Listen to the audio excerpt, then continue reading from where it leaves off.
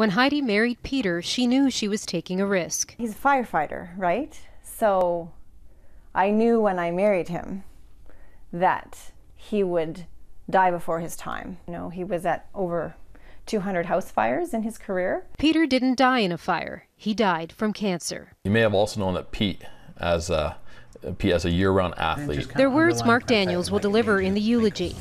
Peter's cancer diagnosis was a surprise to all who knew the very fit and otherwise healthy 45-year-old.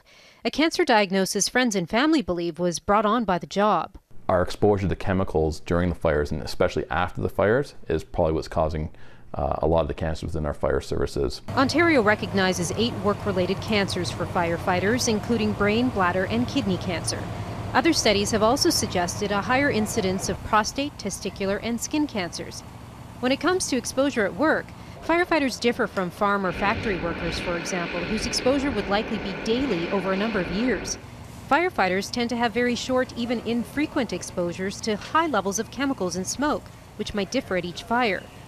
Some who study fires and fire science say that fires these days are quite different than they were, say, 20 years ago. We found in our research that flame retardants have radically increased the fire toxicity and the smoke that you would get from burning material. It hasn't been determined yet if Peter's cancer was work-related or what's called a line-of-duty death. There has to be a broader awareness to our cancers. I want Pete to be the catalyst for improving everything.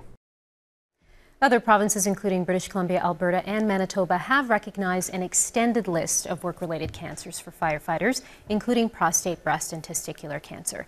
Firefighters associations here are trying to get that recognition in Ontario as well. So Peter died of stomach cancer, which is not one of those recognized cancers, and so this has real implications for his family. It does, and that was the secondary location of his cancer. They're trying to figure out the primary location, because the primary location is what's important in terms of it being deemed work-related. And if it is deemed work-related, then his family is entitled to a much higher insurance ongoing through the lives of the wife and the children. Seems like a no-brainer, but unfortunately red tape gets in the way sometimes. It's a sad story, Big. Thank you. You're welcome.